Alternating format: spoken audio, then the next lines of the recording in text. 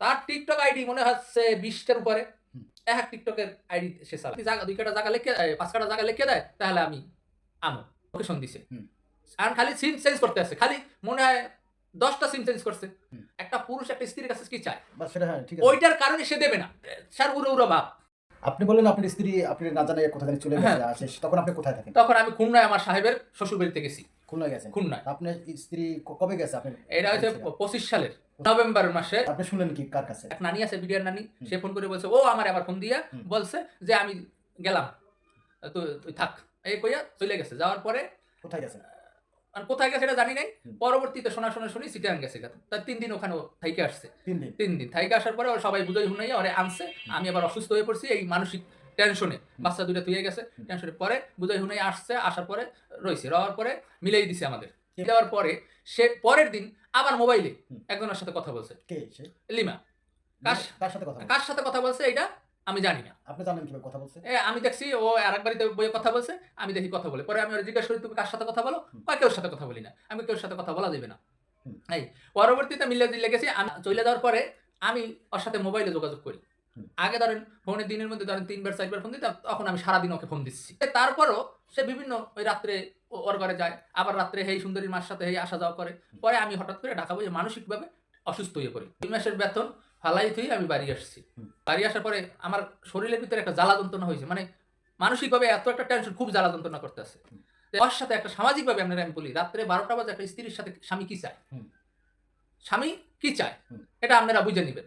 12টার পর থেকে সে রাতে 3টা পর্যন্ত তার সাথে আমার সাথে একটা ঝগড়া হচ্ছে। আমি সত্যি কথা যে আমি ঝগড়া এক পর্যায়ে সে হঠাৎ করে ওই আসমা সুন্দরীর মা যারে বলে সেরেটাই ফোন দিয়ে বাসায় আনছে। তুমি এত রাত্রে সে হয়েছে আরেক ঘরের মানুষ, তুমি তার এনে ফোন দিয়ে কেন আনলা? আপনার বাড়ি থেকে কত দূর তার বাড়ি? তার আধা কিলো। আধা কিলো হবে। তার স্বামী কি করে? তার স্বামী নাই, তার স্বামী তার সাইডে দিছে। তারপরে আমার পাশের ঘরের একটা ছেলে আছে জনি, তারও ও ডাইকে আনছে। আনার পরে আমি বলছি যে ওরে কেন আছো?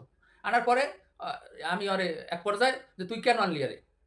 আপনি কি তখন আপনার স্ত্রীকে কোনো ঝগড়াঝাটি? হ্যাঁ, ওই সময় তারপরে ঝগড়া হইছে। 3টার সময় কেন রাত 3টার সময় আনলো? ওই ডাইক কেনার কারণে ঝগড়া? হ্যাঁ, ঝগড়া। আমি তুই ওরে কেন আনলি? পরে আমি ওরে একটা ধাওয়া দিছি।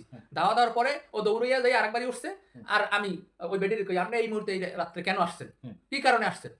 হ্যাঁ? আসলেন কেন? এই মারামারি। মহিলা আসলে দোষের কিছু না। মহিলা দোষের কারণ আছে এখানে। আমার ওয়াইফকে খারাপ করার একমাত্র মূল হইছে মহিলাটা। আপনি স্ত্রীকে বলছেন যে মহিলার সাথে তুমি চলতে পারবে? হ্যাঁ, আমি বলছি। তারপরে তিনি চলে? আমি কইছি তার সাথে চলতে পারবা না। কারণ এই মহিলার সাথে মহিলা গেলে কি হয়? আমার শাশুড়ির কাছে ওই মহিলা স্বীকার করছে যে আমি রাত্রে 2টার সময় যাই মোবাইলে। একটা মহিলা মানুষের রাত্রে যদি হেয়ার করে যায়, হেয়ার করে আসে, কারণটা কি?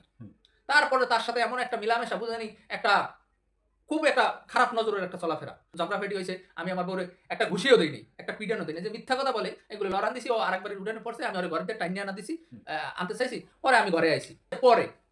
পরে মানে চিল্লাচিল্লি আগে করছেন না? আগে চিল্লাচিল্লি করার কারণ একটা, স্যার উড়া ভাব। তারপর কি হলো ওই সময়? তার 28 তারিখ। 28 তারিখের ঘটনাটা আমার শাশুড়িরে আসতে বলছে। সে ঢাকা থেকে আসছে। আসার পরে ওই দিন সালিশি হয়েছে। মিট করে দিছে। 3 দিন যে রয়েছে ওইটা এমনি মিলে গেছি। অনেক কোনো সালিশি টেলিশি হয় না। অনেক মিলাই দেয় না? মিলাই দিয়েছে মাসুম বিডিআর সাহেব। তাই যাক, তোর আর রাগারাগি করিস না, মিলে যা। যাক গেল সেটা। এটা দ্বিতীয় একটা পার্ট 28 তারিখ। সেটা একটা আমার তখন আপনার শাশুড়িও ছিল? হ্যাঁ, শাশুড়ি একটা রোদায়েতের মতন হয়েছে। আমরা আর কোনো গ্যাঞ্জাম করবো না। দুইজনে মিলে মিশে থাকবো, আর কোথাও যাবো না। সেই কাগজপত্র কার কাছে? আমার কাছে ওটা অরিজিনাল কাগজটা আছে মাসুম বিডিআর কাছে।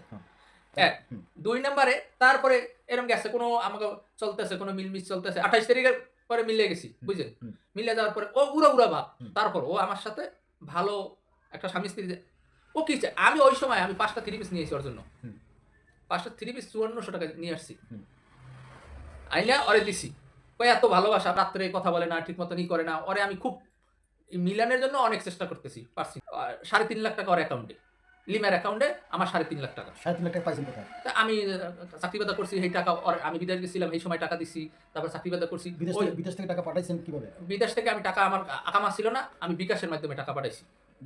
বিকাশে। তারপর তার খালাতো ভাই আছে একজন, তার অ্যাকাউন্টে পাঠাইছি। বেশিরভাগই বিকাশ দিয়ে পাঠাইছি, কম বেশি যা পারছি পাঠাইছি। ও নানাগো বাড়ির জমি বেচমু, হে একটা কথা কাজ থেকে ও বললো কি যে এইবার জমি বেচছে আমার হাতে রুলি বানাই দেবা। আমি কাছে ঠিক আছে, তোমার রুলি বানাই দেবো। নানাগো বাড়ি গেছি, যাইয়া এগুলো মোটামুটি একটু কথা, ডাক্তারের দোকানে বসি। বৈশা প্রেশারটা মাপাই। তখন আমার প্রেশার 180 বাই 120 হুম। ওই মন্নান ডাক্তার সাক্ষী হুম। তাড়াতাড়ি কয় লিমা কই লিমার একটা ফোন দে লিমারে বারবার ফোন দিচ্ছে ফোন কাটতে দিচ্ছে হুম। লিমারে ফোন দিচ্ছে লিমারে কাটতে দিচ্ছে হুম। একটা লোক পাঠাই কয় লিমাদি বাড়িতে চলে গেছে হুম। ওইখানে খোঁজার পরে রাইতে অনেক খোঁজাখুঁজি হয়েছে রাত্রে অনেক পরে আমি থানায় আইসা ওই দিন জিডি করছি 5 তারিখে গেছে আমি 6 তারিখে একটা জিডি করছি আমি থানা ওসি সাহেব সে সময় ওসি সাহেব ছিল হারুন স্যার হুম। লোকেশন দিছে হুম।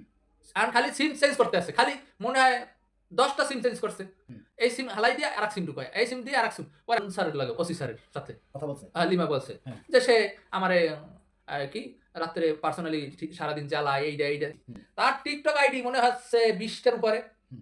এক টিকটকের আইডি সে চালায় আলাদের সাথে কথা বলে যে আমার সাথে কথা হয় না বিভিন্ন কয় আমার যদি জায়গা 2 কাটা জায়গা লিখে 5 কাটা জায়গা লিখে দেয় তাহলে আমি আমো এটা 4 মাস পরের কথা